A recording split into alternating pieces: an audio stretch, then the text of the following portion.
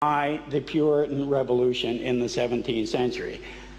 And this is where the roots of the present problem lie. You know, essentially what happens is that the Puritans developed a whole new way of thinking about the world that was rooted in that secular realm, in the autonomy of that secular realm.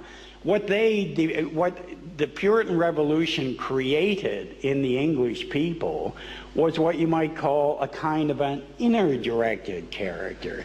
It was for the first time people in England in effect, it relates very closely to the argument that Lars was making earlier about modernity. People started to think of the world in terms of the results that could and should be realized. And it was that capacity to achieve results that justified whatever it was people were doing. And so the justification by origins, by reference to tradition, becomes far less important.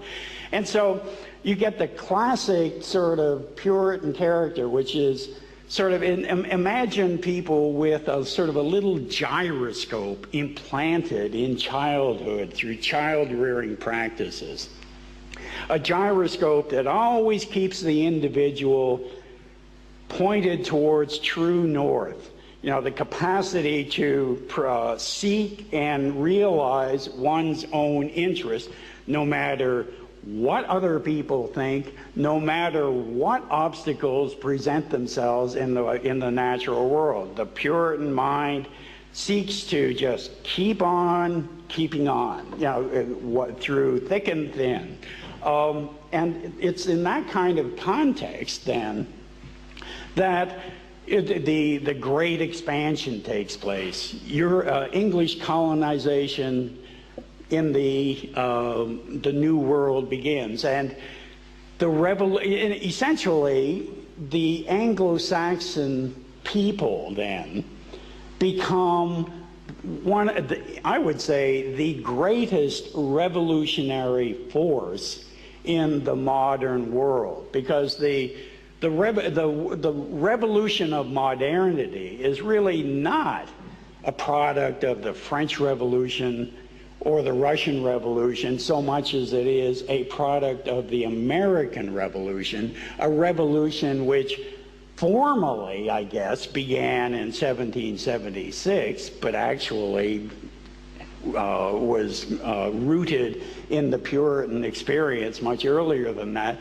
and which continues today. So that the American Revolution is what I try to do in this book is show that in America, when Americans cut their ties with England in 1776, essentially they were changing the way that they thought of themselves. I mean, utterly rejecting notions of their identity as being rooted in the faith and blood of their ancestors.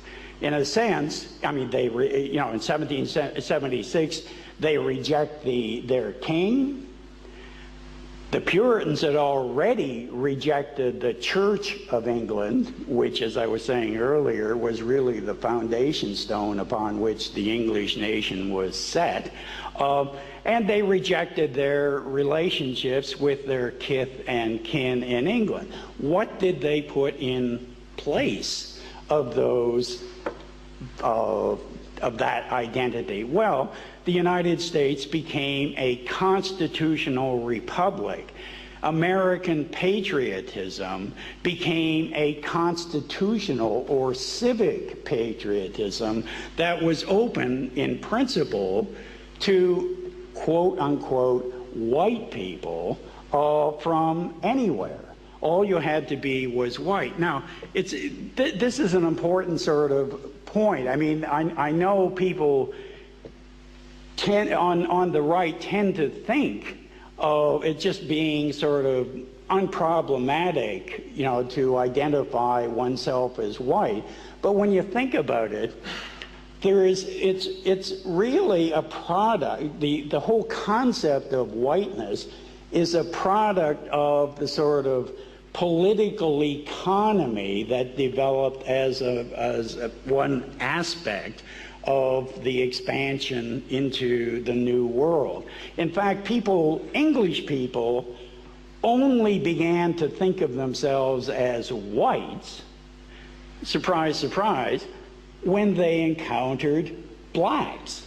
I mean, it was the sharp surprise and just unbelief. I mean, how weird are those people? They're just completely black.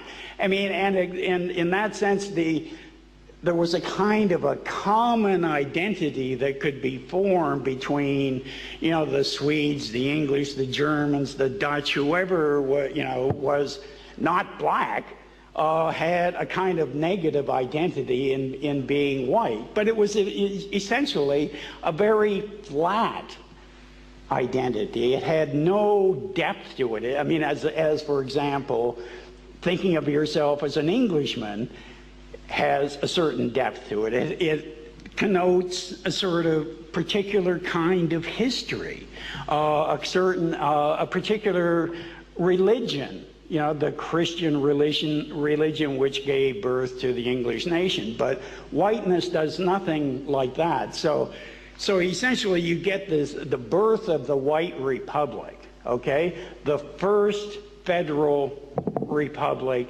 founded in 1787 after the Philadelphia Constitution is developed. The basic myth of that realm, or that was the myth of what in English terms you would call the myth of parliamentary sovereignty. No longer really is the common law the